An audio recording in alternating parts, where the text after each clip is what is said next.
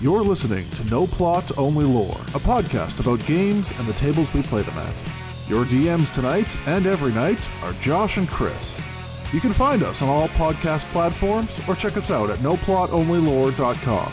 If you like what you hear today, please rate and review the show and share it with everyone you've ever met. Welcome back to No Plot, Only Lore, brought to you by some Korean shit, blah, blah, blah, blah, blah. This is where we're doing the next episode. So the murder game. Okay. All right. The murder game. Yeah. Hide and seek. Hide and seek. Hide and seek. Well, it was tag. Was it tag?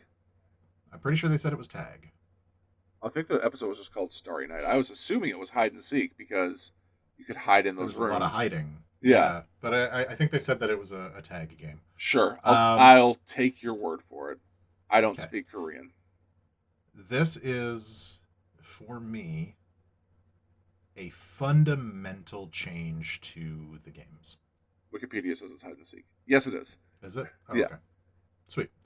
Yeah. Because in every other game up to this point, yeah, death is a consequence of losing. Correct. It is a consequence of losing that is dispersed by the system. Right. Right. By the people who are wearing the masks, by the people who are like faceless automatons in this machine. By the devices that you are playing with. I mean, in tug of war, you are struggling to win, and great, you did your job. Now the machine kills the other team. But there is still an illusion of fairness yes. in that, because you are equally at risk of death. Yeah. Right? Like, you have all of the same tools. You are playing the same game. Nothing about this has made your struggle against the other team inherently unfair. Right. Right. In hide and seek, you have to stab a person to death to not be killed yourself. Yeah. Which is no longer systemic. No. That is individual action. And like that change is a reduction of the system's efficacy for me. Yeah. Like, it's and never mind that it invalidates the idea of like the neutrality of the games. It was also handled in such a ham-fisted way where so many people were suddenly just like, yep, I can kill a person. Don't worry about it. Yeah, like, again, I think that it was meant to be the marbles episode of the season. And Maybe. That is a very, very different episode than the marbles. Because first of all, marbles is one-on-one. Like, you're paired up, yep. And that's half the tension there, is you got paired with people that you liked. Well, and that's one of the parallels that I'm drawing, is yeah. that like the rules as described suggest that it is a one-to-one. Right? Yes. You kill one person, you move on. And then somebody finds a loophole that if you kill more than that, then you're able to disqualify other people who will then be shot. Right. And that, again, is one of my big frustrations with character change that happens in that episode, because the, shitty boyfriend suddenly is like, well, not only, like, when he was like, hey, we got to stab them together, so we got to kill two people because I'm not doing this on my own, that made a kind of sense. Mm-hmm. The fact that he was just like, you're right, we should go on a murder rampage to protect someone, I guess, was bonkers for me. Well, and like, again, with the lack of morality that comes with that, right? Like, that there is a disconnect in the first season between the death that happens and your action. Right. And that disconnect, while not necessarily like morally weight-bearing, is something that you can kind of like hang your morals on, right? It's like, I didn't kill them, the system did. Right. I didn't kill them, the guys in the funny masks did. Yeah, I didn't pull the trigger, I just aimed the gun. Yeah, this is nothing that I did. Yeah. This is just the consequence of the thing that we were doing. Sure. Where actually fucking stabbing a person until they stop breathing is a whole different fucking monster. Yep. And the fact that it seemed like only one of the players was having a hard time with this. Yeah. Literally. Was really fucking weird. It's insane. Like, I hunt. I regularly kill animals. Killing a human being, it's not like a leap that I can make mentally easily. Like, I wouldn't be like, oh, well, I'll just aim this in a different direction. Like, you know what? It might even be that much easier with a gun. With a knife? Like, no way. Like, that's not... Making the decision to end something's life 2 feet in front of you is wild. And especially when it talks back to you. Feeling the heat of a person's blood that I have spilled with intent to kill is something that I can literally not even imagine. Right. Like, for context for our listeners, I don't kill things. Right. Like, I'm not a hunter. I gently brush mosquitoes off of myself, and I feel kind of bad when I kill them. Right. Like, I don't kill stuff. The idea of killing a human being is completely alien to me. Yeah. Yeah. What I loved about the first season of Squid Game, though, is that they managed to make it similar to the fact that I own a phone that was made by tiny hands in China. Right. There's a difference between you and the cruelty. Like, there's a distance between you and the cruelty. Yeah, like I understand that a lot of the day-to-day luxuries that I have living in the West, owning computers, having a job that pays well, having access to clean water and clean food, the fact that there's an AC unit in my house that I can use, all of that is built upon a pyramid of suffering. Sure. But I don't have to think about it most of the time. Well, and frankly, if you drill deep enough into, like, late stage capitalism, you'd understand that, like, our entire economy is built on suffering. So, like, fuck it, right? Like, it would drive you crazy to contemplate the true horrors that you're, inflicting on the rest of the world. But, beep boop, TikTok. Sometimes I just want to do a silly dance and have people give me the likey subscribees. Yeah, exactly. Like, it's that there is that separation between the thing that I am doing and the result of that thing for other people. Yeah. And I think that was something that the first season of Squid Game nailed. Yeah. Yeah, absolutely. There was like 2 exceptions to that distance happened in the entire season, and they didn't happen until the last 2 episodes. Yeah, and even then, you felt like there was another way. Yeah. Yeah. Right? Like, that there was always the chance that you could make a different choice that didn't necessarily involve the death of the person that you were playing with. Right. Right? Like, the Squid Game had a method of winning that didn't involve murdering another person. Did they get that opportunity? No. Right. They were both pretty sure that they were going to kill each other. Yeah. But they didn't have to. No. If you got to the end of the game, the system would kill the other person for you. Right. And the only exception to that rule was when the third finalist was murdered after dinner. And that was a huge turning point in the game, where this character that was, in theory, his like best friend and a stalwart ally has flipped that switch and said, I have to kill people now. And that's what forced him to make that decision during the Squid Game. Is that now the true extent of the horrors of the Squid Game had been revealed. But up until then, it was like you said, it was just the system doing its function. Hide and Seek was taking a tour of the iPhone factory. Yeah. Right? Like, that was, we're taking you here and you actually get to take the thing that you want from the shaking hands of a person who made it. Yeah. And right? And even further, like, the Hide and Seek was also the first time where they withheld information from the players about the game. Yeah, the keys. Yes. Yeah, like having different sets of keys for different doors meant that one team was at a specific disadvantage. Different keys for different doors is fine. The fact that you need a set of 3 was criminal. Right. And the fact that they didn't indicate that there was going to be any kind of team building or team making. No. And the fact that the people with the knives didn't have that restriction. Right. Like they didn't have even a similar restriction. Yeah. One thing that I do want to point out though is the malicious whimsy thing is absolutely that knife design. Oh yeah, the like quasi master sword that they're all given. It looks like the sort of thing that Sailor Moon would use to transform. Yeah. And then it's also a murder weapon.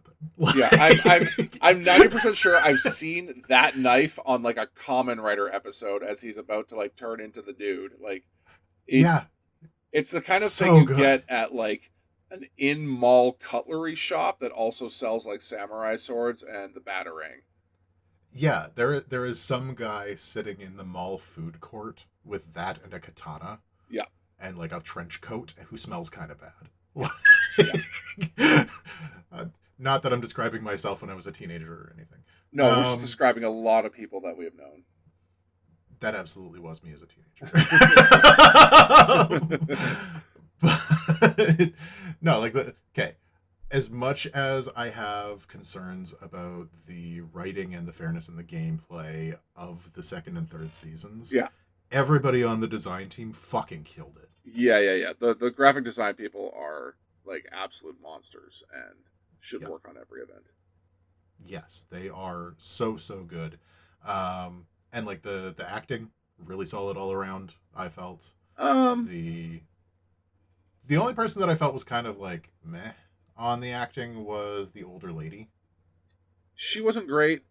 The fucking prophet witch priestess chick.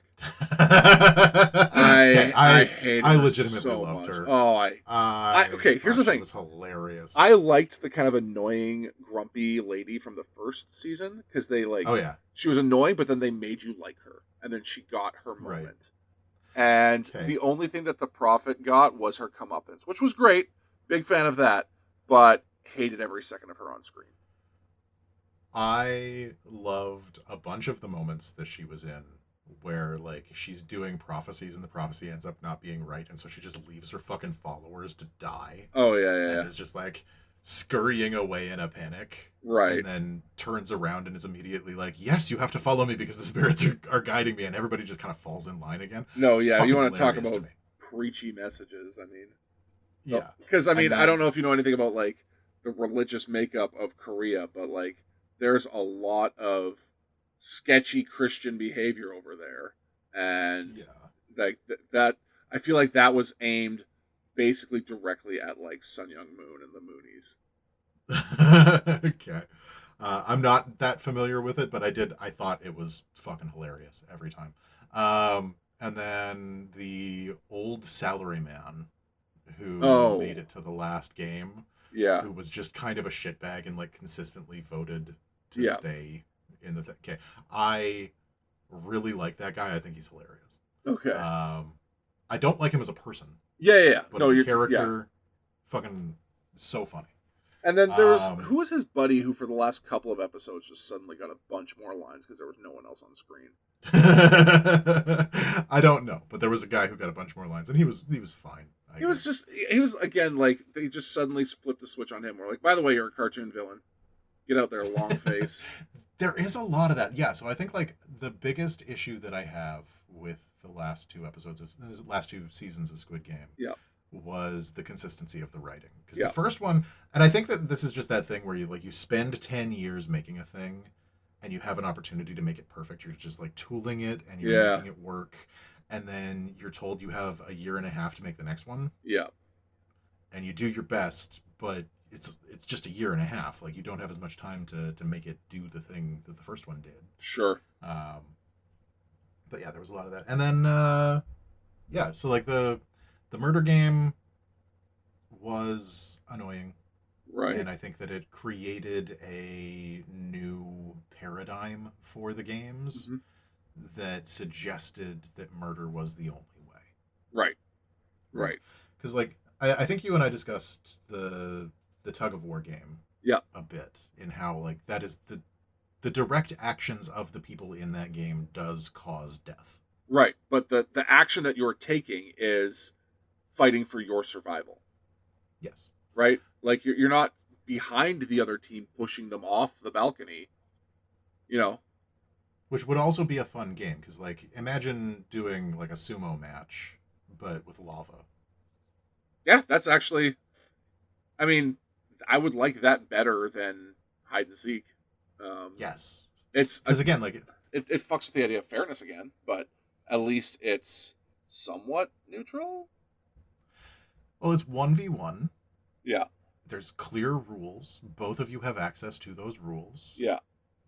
And just make it random who you're paired with. Right. Yeah, Like, I guess in that case it's like a more physical version of marbles. Yeah, essentially. And then, like, decide through the game, like, which one of you is going to get thrown out. Like, probably not lava, probably like a high pillar, because they like to do those. Oh, they love pillars. They love to fall to their deaths. Yeah, because then they can land, and then you can zoom in on the corpse, and it's not completely disfigured. And you recognize it. And again, it's I think they went for the idea of, like, fuck, now I can't think of the word. The types of games that asymmetrical does it, like an asymmetrical game. Yeah. And they just fucked it up. Yeah. And then there was a baby. Oh god, yeah, this goddamn baby. The goddamn baby. Yeah. So this baby ruined the entire premise of Squid Game and undermined everything they've been building for 2 seasons, and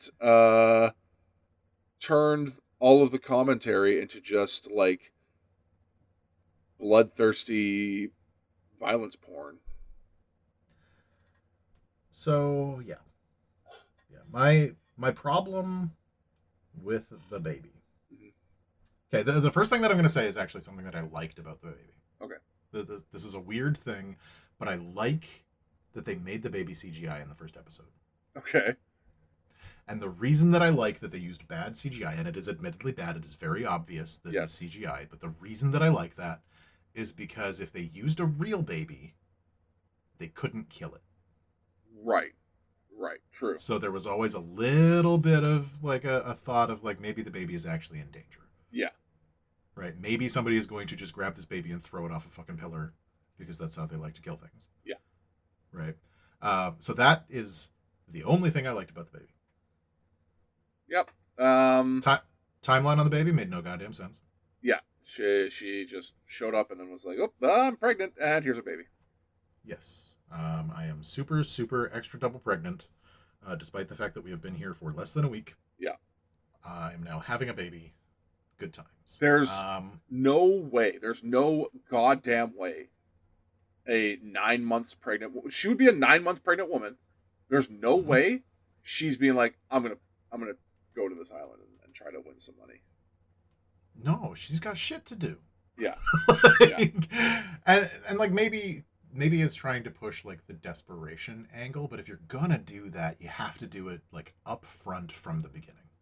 Right? Like, if there's going to be a pregnant person in these games, she has to show up waddling. Right, yeah. She's got to be, like, 4 feet wide, and everyone has to immediately be like, oh my god, that's a pregnant woman. Yeah, like, what the fuck are you doing here? Yeah. Nothing about this makes any sense. You're a terrible person. You're going to be a bad mom. You're not allowed to have a baby. Everybody immediately votes to stop the game, so they're like, we are not letting this woman continue. Yeah, fuck that noise. Okay. And that can happen in the first episode, because we haven't let them become shitheels yet. Well, and we've already seen in the first season that even if you do vote to leave, there's the option to come back. Yeah. Which was so fucking powerful. Yeah. Right? Like, there's an entire episode in the first season where you're just wondering, right? Like, you're following these people through their actual lives back on the mainland, thinking, like, are these people going to go back to these fucking games? Yeah. And they all do. And it is brilliant watching that happen, because like some of them didn't. Yeah. There are fewer of them. Yeah. Well, and okay. So on top of that, correct me if I'm wrong, the first season, they were not like, you can take the money that you've earned and go home. It was just like, you can leave, you can stop this, you won't get anything, but you can go home. Yeah. And they got nothing, they survived the experience, and eventually they were all like, I want back in. This season, they're like, yep, you can have the money, and you can leave. And they just didn't. Like at all. There's so many times through that show where I was like, the fact that there are people who want this to keep going, the fact that there are enough people who want this to keep going, that they're able to outvote the people who want to go home, has now gone past my suspension of disbelief. Oh yeah, so far. I mean, after like 2, maybe 3 games, every person in that building, every time they see the number of competitors drop by like a third, is like, oh, I have rolled the dice too many times, I need to leave. And maybe this is just like you and me being people who play a lot of games, where it's just like, yes, I know how many times I can roll dice before they fuck me. Yeah.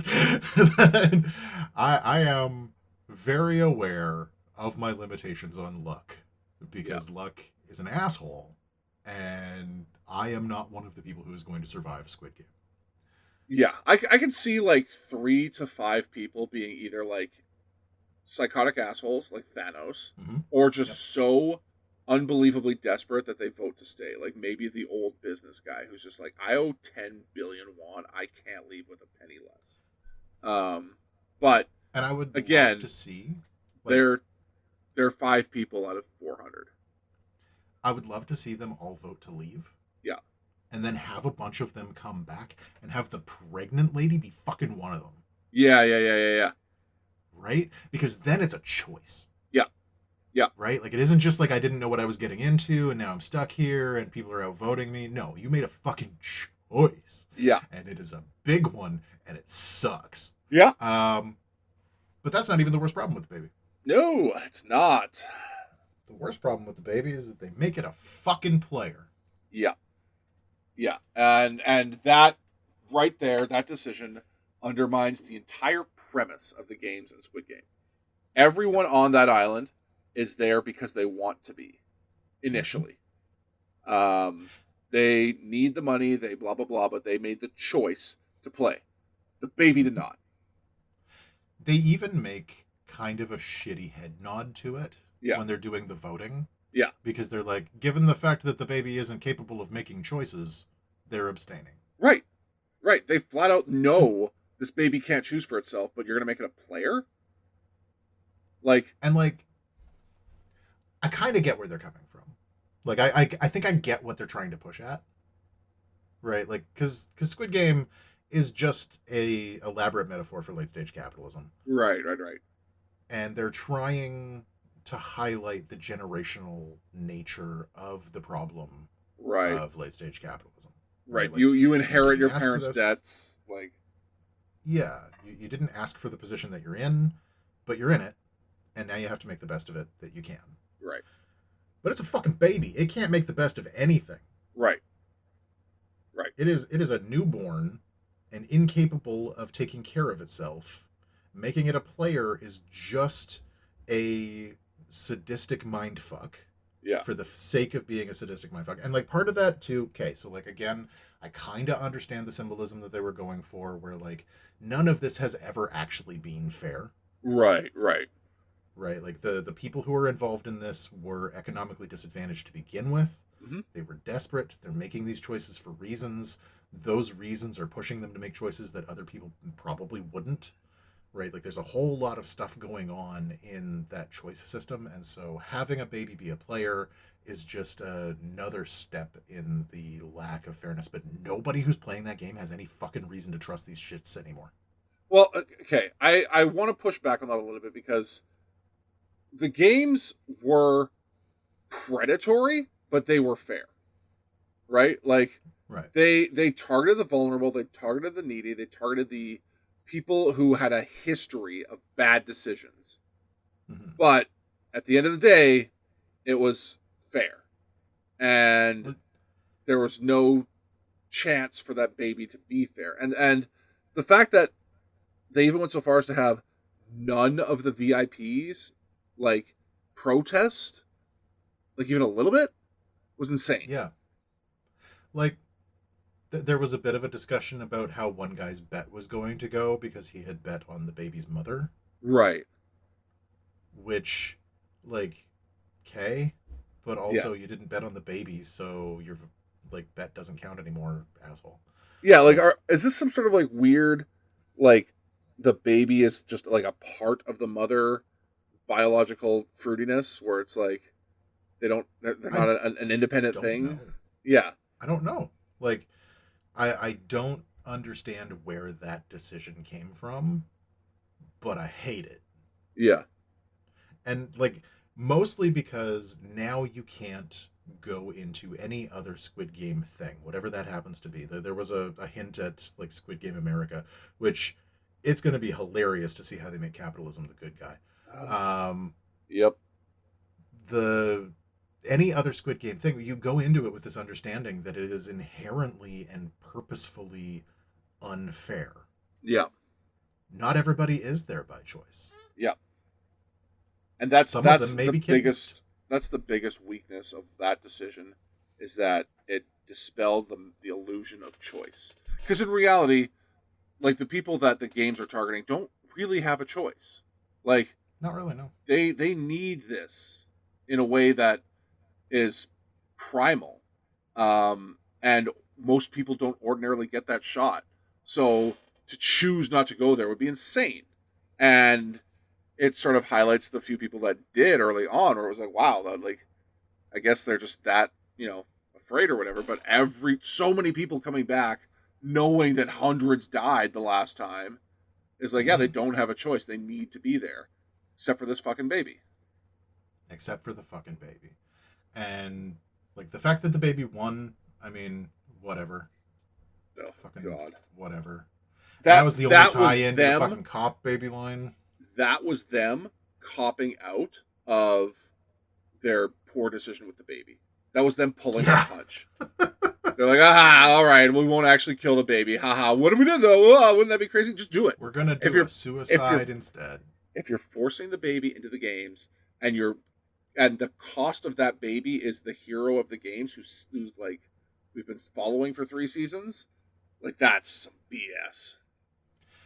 Well, and, like, there were allowances for more than one winner. Right. At no point did they say it has to be one person. Because, again, right, like, in that final game, it was like, well, as long as 3 people die, everyone else wins. Yeah. Yeah, like the Squid Game as well, right? Like, there were 3 participants at the beginning. Right. There was every possibility that 2 people were splitting that money. Yeah.